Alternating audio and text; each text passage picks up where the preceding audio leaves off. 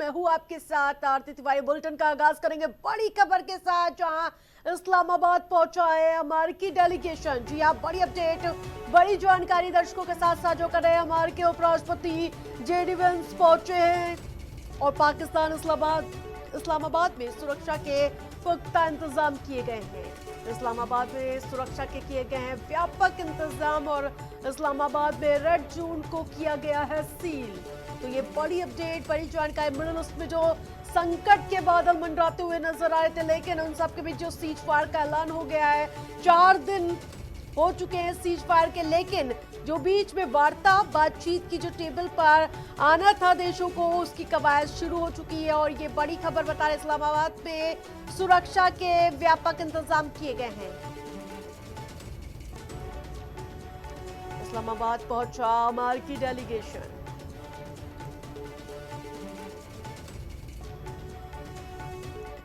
बड़ी खबर, अमेरिकी उपराष्ट्रपति जेडी वेंस भी पहुंच गए हैं। तो लगातार हलचल तेज होती हुई नजर आ रही है। जिस प्रकार से सीज फायर पर कई तरह की शर्तें रखी गई थी, उसके बाद ईरान और अमेरिका लगातार एक दूसरे को आंख दिखाता हुआ नजर आ रहा है। जिस प्रकार से इजरायल ने लेबनान में हमला किया था, उसके बाद कड़ी प्रतिक्रिया ईरान की ओर से भी आई थी कि अगर इस तरह के हमले नहीं रुके तो इस बार ऐसा हमला करेंगे कि हमेशा याद रखेंगे।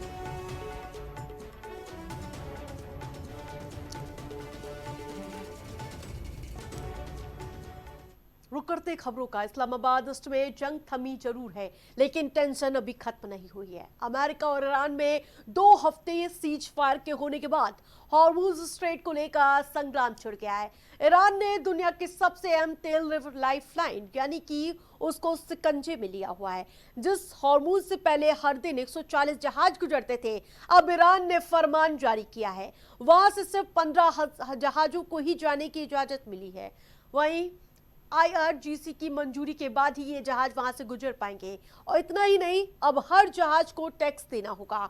हर बैरल तेल पर $1 की फीस पेमेंट करनी होगी। इसके अलावा साफ है, ईरान ने हॉर्मुज को अपने कमाई का नया हथियार बना लिया है और दुनिया की तेल सप्लाई को पूरी तरह से कंट्रोल में रखा है। 34 किलोमीटर चौड़ा ये जलडमरू मध्य दुनिया के 20% तेल का सबसे अहम रास्ता है। अगर यहां रुकावट आई तो पहले से मौजूद वैश्विक ऊर्जा संकट और गहरा जाएगा। ईरान के सर्वोच्च नेता मुस्तफा खामनेई ने भी इस पर बयान जारी किया। उन्होंने साफ संकेत दिया है कि अब ईरान हॉर्मुज को सिर्फ नियंत्रित नहीं करेगा, बल्कि इसे और ज्यादा मजबूती और सोच समझकर इस्तेमाल करेगा।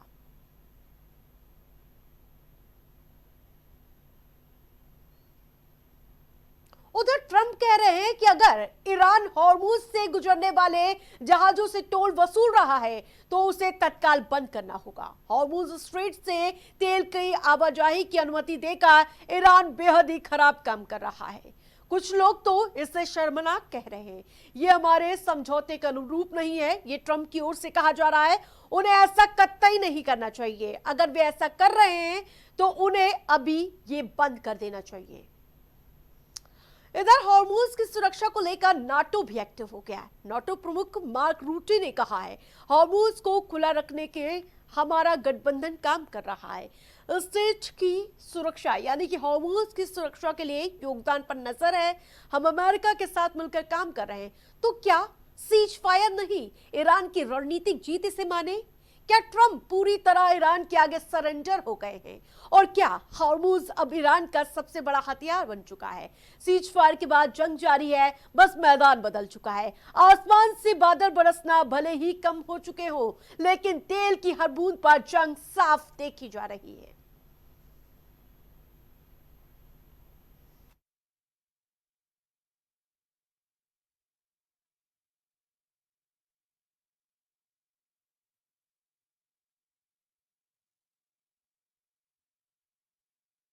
देख सकते हैं कि सीज फायर भले हो गए हो, 4 दिन बीत गए हो, लेकिन दोनों की तरफ से वार पलटवार की स्थिति आज भी देखी जा रही है।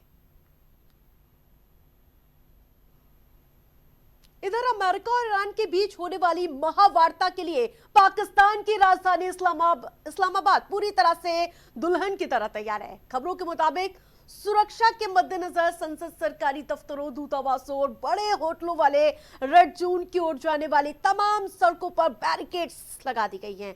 शहर में सुरक्षा के बेहद ही कड़े इंतजाम किए गए हैं। ईरान का उच्च स्तरीय प्रतिनिधिमंडल शुक्रवार को ही इस्लामाबाद पहुंच चुका है। इस दल की अगुवाई ईरानी संसद के अध्यक्ष मोहम्मद बाकिर गालिबाफ और इसके अलावा विदेश मंत्री अब्बास अरगची कर रहे हैं और इसकी अगुवाई ईरान की संसद के स्पीकर मोहम्मद बाकिर गालिबाफ कर रहे हैं। और वहीं आपको बताते चले, ईरान और अमेरिका के बीच युद्ध विराम हो चुका है। दोनों देशों के बीच मध्यस्थता में पाकिस्तान ने भूमिका निभाई है और ऐसा पाकिस्तान का दावा है कि ईरान ने संसद और अध्यक्ष मोहम्मद बाकर गालिबाफ के नेतृत्व में उच्च स्तरीय डेलीगेशन बातचीत के लिए इस्लामाबाद पहुंचा। नूर खान एयरबेस पर उनके विमान को पाकिस्तान वायुसेना के फाइटर जेट्स ने एस्कॉर्ट किया है। जी हां, एयरपोर्ट पर पाकिस्तान के विदेश मंत्री जिस प्रकार से इशाक डार और इसके अलावा अन्य वरिष्ठ अधिकारियों ने उनका भव्य स्वागत किया है। ये तस्वीरें देख सकते हैं, उससे पहले लोगो भी जारी किया गया था। खुद पाकिस्तान जनरल आसिफ मुनीर भी ईरानी डेलीगेशन के स्वागत में मौजूद रहा। ये दौरा ऐसे समय पर हो रहा है जब क्षेत्र में हाल संघर्ष के बाद एक नाजुक सीज फायर लागू है और उसे स्थायी शांति में बदलने की कवायद जारी है।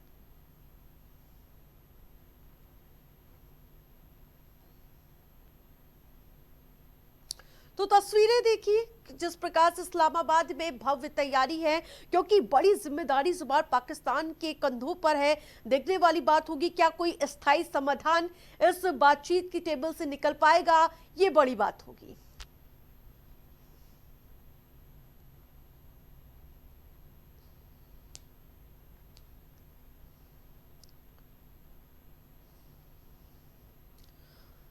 तो लगातार धीरे धीरे हलचल तेज होती हुई नजर आ रही है। एक और बड़ी जानकारी मिल रही है, अमेरिका के उपराष्ट्रपति पहुंचे हैं पाकिस्तान। जेडी वेंस की ये पहली तस्वीरें आपको दिखा रहे हैं जो सामने आ चुकी है।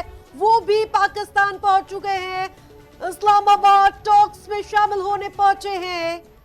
उपराष्ट्रपति फील्ड मार्शल आसिफ मुनीर भी उनका स्वागत करने पहुंचे हैं। तो आज जो तस्वीरें सामने आ रही है वो क्या पूरी तरह से सार्थक होगी, ये भी बड़ी बात है, क्योंकि जिस प्रकार से इससे पहले ईरानी दूतावास पहुंचा था उसकी तस्वीरें भी हमने आपको दिखाया था और अब अमेरिका के उपराष्ट्रपति भी पहुंच चुके हैं और धीरे धीरे ये हलचल तेज होती हुई नजर आ रही है। लेकिन क्या आज की बैठक से कुछ सार्थक परिणाम सामने आएंगे, वो तो देखने वाली बात होगी। तो जेडी वेंस की ये पहली तस्वीरें आपको दिखा रहे हैं जहां इस्लामाबाद टॉक्स में शामिल होने पहुंचे हैं। आसिफ मुनीर भी नजर आ रहे हैं, वो उनका स्वागत करने पहुंच रहे थे। अमेरिका के उपराष्ट्रपति पहुंचे हैं पाकिस्तान। जेडी वेंस की पहली तस्वीरें सामने आई है, स्वागत करने आसिफ मुनीर पहुंच रहे थे।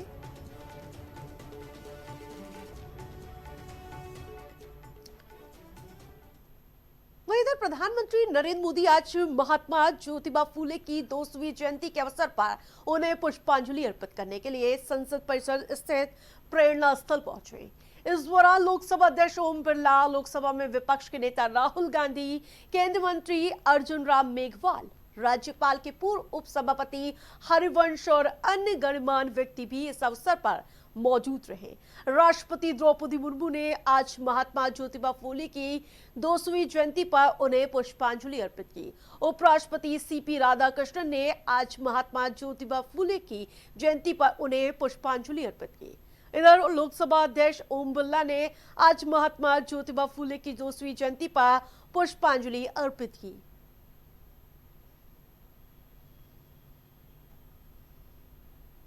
तो वही समाज सुधारक महात्मा ज्योतिबा फूले की 200वीं जयंती पर केंद्रीय मंत्री अर्जुन राम मेघवाल का बड़ा बयान सामने आया।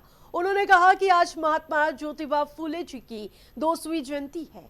महात्मा फूले ने जिस प्रकार से एक सत्य शोधक समाज की स्थापना की थी, सत्य उनके जीवन में महत्वपूर्ण था। महिला सशक्तिकरण, महिला शिक्षा का प्रचार प्रसार उन्होंने अपने जीवन में किया। उन्होंने कहा कि सावित्रीबाई फूले को इस देश की पहली शिक्षिका होने का भी गर्व पूरा समाज करता है। क्या कुछ कहा गया वो भी सुनिए। हमारे आदरणीय प्रधानमंत्री जी का आलेख भी कई मीडिया में देखा होगा और अभी जो ये संगीत चल रहा है उसमें भी विषय बार बार आ रहा है कि सच्चाई पे महात्मा फूले, और उन्होंने जो एक समाज की स्थापना की थी, सत्य शोधक समाज, तो ट्रुथ उनके जीवन में महत्वपूर्ण था।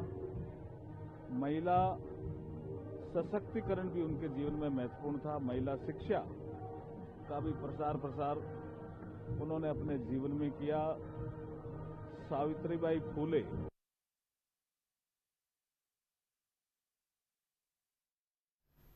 संसद में महिला आरक्षण बिल को लेकर बहस तेज हो गई है। महिला आरक्षण बिल, जिसे आधिकारिक तौर पर नारी शक्ति वंदन अधिनियम के तौर पर जाना जा रहा है, भारत की राजनीति में महिलाओं की भागीदारी बढ़ाने से जुड़ा एक ऐतिहासिक कदम है। आपको बताते चले, इस कानून के तहत लोकसभा और राज्य विधानसभाओं में महिलाओं के लिए 33% सीटें आरक्षित करने का प्रावधान है।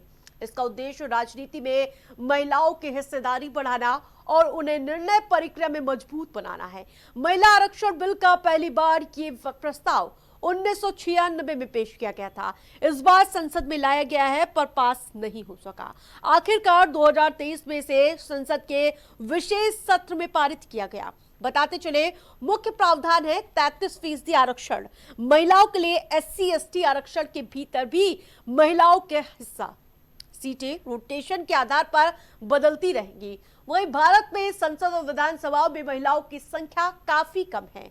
ये बिल राजनीतिक संतुलन सुधारने और महिला सशक्तिकरण की दिशा में बड़ा कदम माना जा रहा है। इस बिल को लेकर उत्तर प्रदेश सरकार में मंत्री संजय निषाद ने महिला आरक्षण बिल पर कहा, सालों बाद महिलाओं को ये अवसर मिला है। वहीं इस बिल को लेकर तमाम नेताओं की प्रतिक्रियाएं आई हैं, वो भी सुनिए आप।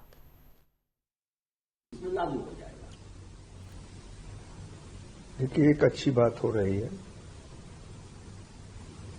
महिलाओं के आरक्षण पर सभी लोग बात तो करते रहे,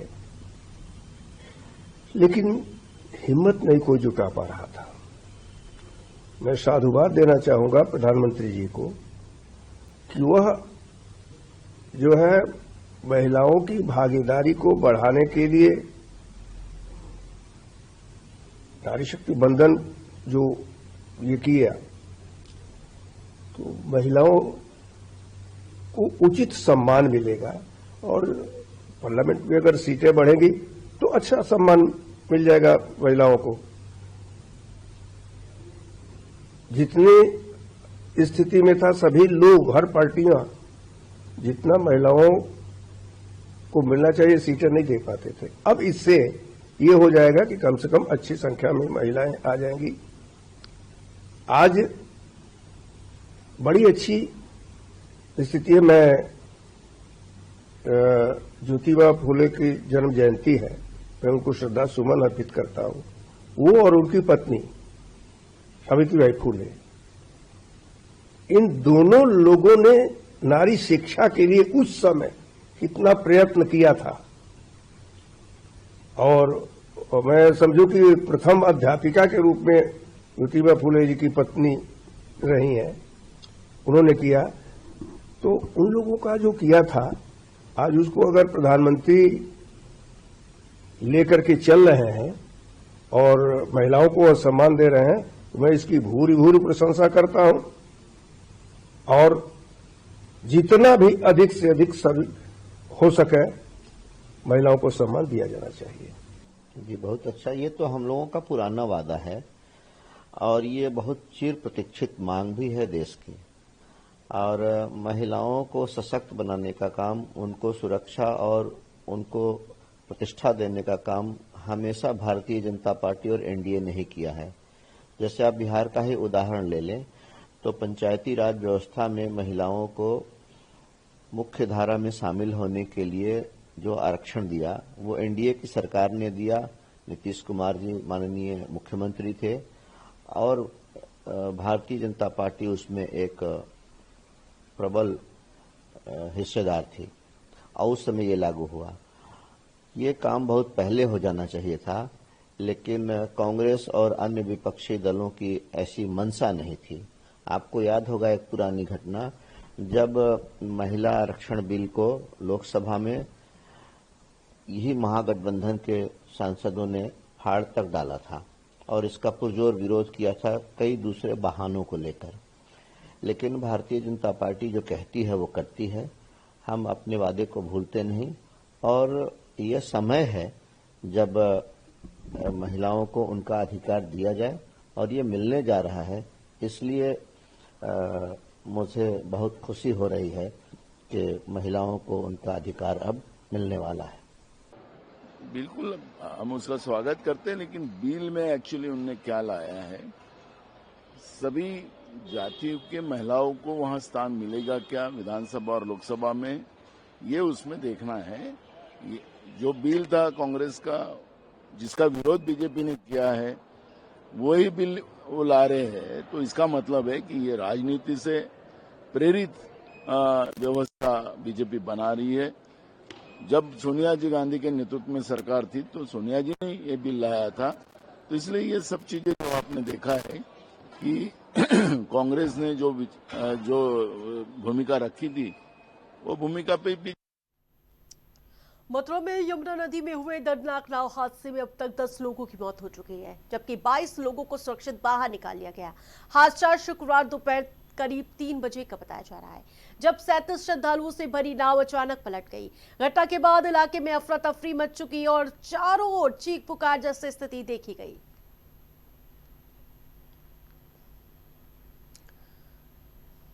तो दूसरी ओर रेस्क्यू ऑपरेशन लगातार जारी है। आर्मी समेत करीब 250 लोगों की टीम राहत बचाव कार्य में जुटी हुई है। फिलहाल अभी भी 5 लोग लापता बताए जा रहे हैं, जिनकी तलाश करीब 14 किलोमीटर के दायरे में की जा रही है। अधिकारियों के मुताबिक नदी का तेज बहाव और रेत की वजह से शव का पता लगाना भी मुश्किल हो रहा है और अनुमान ये लगाया जा रहा है 24 घंटे बाद शव ऊपर आ सकते हैं। तो ये तस्वीरें जो लगातार रेस्क्यू ऑपरेशन जारी है।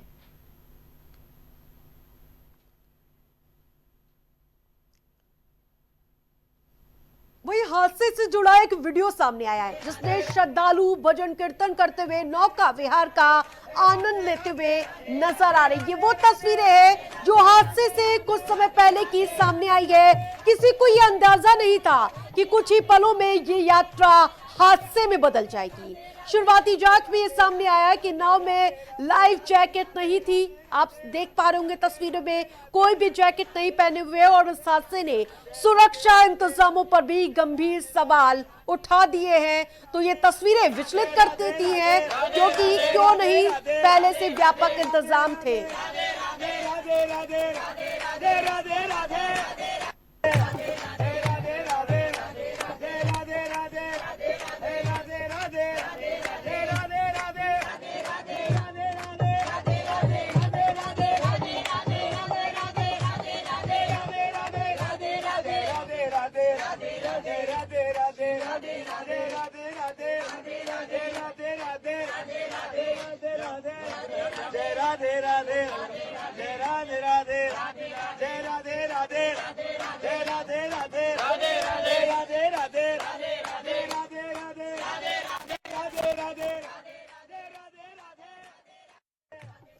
तो उत्तर प्रदेश के मुख्यमंत्री योगी आदित्यनाथ ने मथुरा यमुना नदी में हुए नाव हादसे पर संज्ञान लेते हुए अधिकारियों को राहत और बचाव कार्य तेज करने के निर्देश दिए हैं। वह नरेंद्र मोदी यानी कि प्रधानमंत्री नरेंद्र मोदी ने भी घटना पर गहरा दुख जताया है। मुआवजे का ऐलान किया गया और जिसके तहत मृतकों के परिजनों को 2-2 लाख रुपए और घायलों को 50-50 हजार रुपए की सहायता दी है। अतिरिक्त एसपी सुरेश चंद्र रावत के मुताबिक बचाव अभियान में एनडीआरएफ की 8, एसडीआरएफ की 5 जबकि पीएससी की 3 टीमें करीब 120 निजी गोताखोरों को यहां पर रेस्क्यू के लिए जुटा दिया गया है। तो वहीं 14 किलोमीटर क्षेत्र में सर्च ऑपरेशन चलाया जा रहा है और वहीं एडीएम वेद प्रिय आर्य ने बताया दिन रात लगातार सर्च ऑपरेशन जारी है, प्रशासन मुस्तैदी बढ़ते हुए है। कल से जो है दिन रात एसडीआरएफ, एनडीआरएफ, पीएससी, फायर की टीम जो है सर्च कर रही है और रात में भी कार्य हुआ है और अभी भी पूरा प्रयास है। उनके परिवारीजनों से पूरे संपर्क में है हम लोग जो है और शीघ्र ही शीघ्र सभी जो है। कल जो एक दुखद ये नाव दुर्घटना यहाँ पर हुई है उसमें कल से सभी टीमें यहाँ पर लगी हुई हैं। तत्काल जो इमरजेंसी रिस्पांस था वो मथुरा प्रशासन की तरफ से तुरंत किया गया। 8 PRB हमने भेजा था और हमारी फायर की रेस्क्यू टीम पहुंची थी, एम्बुलेंसेज भेजी गई थी। सभी को यहां से रेस्क्यू किया गया था। उसमें 32 लोगों को कुल यहां निकाला गया था, जिसमें 10 लोगों की दुखद मृत्यु हो गई है। 22 लोगों को सुरक्षित निकाला गया है। वो इस पूरे मामले में डिप्टी सीएम ब्रजेश पाठक की भी प्रतिक्रिया सामने आई है। तो ये बड़ी खबर, वृंदावन नाव दुर्घटना मामले से जुड़ी बड़ी खबर अपने दर्शकों को बता रहे हैं उप मुख्यमंत्री डिप्टी सीएम ब्रजेश पाठक का बयान। मथुरा की घटना बेहद ही हृदय विदारक है। मामले में दिए गए जांच के आदेश दे दिए जा चुके हैं। पूरे मामले में मुख्यमंत्री की भी निगरानी है, घायलों का इलाज कराया जा रहा है और प्रधानमंत्री मोदी की ओर से भी दुख प्रकट किया गया और डिप्टी सीएम कह रहे हम पीड़ित परिवारों के साथ खड़े हैं। तो सुनिए आप भी क्या कुछ कहा डिप्टी सीएम। पलटने से 10 श्रद्धालुओं की मौत हो गई है और कई लोग लापता हैं। मथुरा जनपद की घटना बहुत ही हृदय विदारक है। पूरी घटना के उच्च स्तरीय जांच के निर्देश दिए गए हैं कि नाव पर इतने अधिक यात्री कैसे बैठे, उसके कारण क्या थे और नाव पलटने के कारण थे।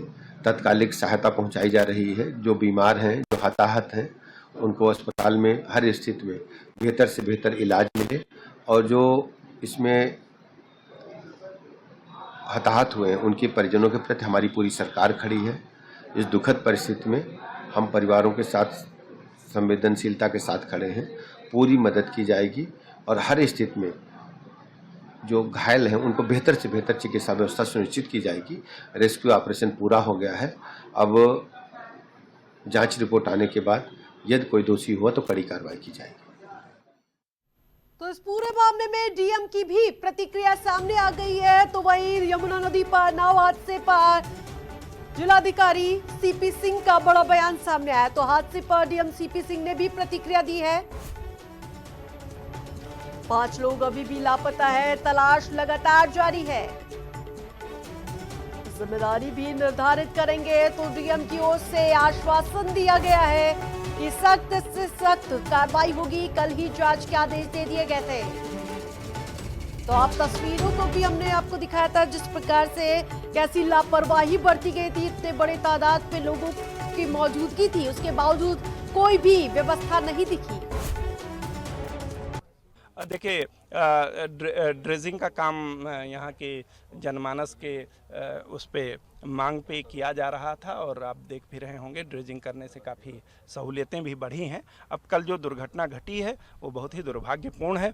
क्या क्या रीजन्स रहे हैं वो बाद में पता चलेगा, बट पहले ज़रूरी था कि तत्काल रेस्क्यू ऑपरेशन किया जाए, ज़िंदगियाँ बचाई जाएँ, जिसमें काफ़ी लोगों ने मेहनत करके काफ़ी सफलता भी पाई, बट कुछ लोग दुर्भाग्यपूर्ण तरीके से हमारे बीच में नहीं रहे हैं। और आप निश्चित मानिए कि जो SOP है कि नाव कैसे चले, उसके सुरक्षा के क्या क्या उपाय हों, साइनेजेज लगे हों, वो सारी चीज़ें लगे भी हैं, ऐसा भी नहीं कि नहीं लगे हैं। बट चूँकि कल दुर्घटना घटी है तो अब उसके और बेहतर उसके व्यापक इंतजाम किए जाएं, ये हम सुनिश्चित करें। सर एक और सवाल, ना गहरा पानी है या इस तरह के साइनेज लगाने चाहिए थे, वो भी नहीं मिल रहा। अब देखिए, ऐसा नहीं है, मैंने फिर कहा कि साइनेजेज लगे हुए हैं और इस समय लियन पीरियड यमुना जी में चल रहा है जबकि सबसे कम पानी होता है। अब कल दुर्घटना घटी है और ये हम सबको झकझोरने वाली है, हमारी आंख खोलने वाली है। और निश्चित मानिए कि जो भी अब कमी ही हम बोलेंगे, जो भी कमी रही है उसको दूर करेंगे और कोई जिम्मेदार है उसकी जिम्मेदारी भी निर्धारित करेंगे। इसी तरह की कोई जांच समिति गठित? हाँ, जांच कराएंगे और उसकी ADM फाइनेंस साहब उसकी जांच कल ही बता दी गई है और कल तक वो रिपोर्ट दे।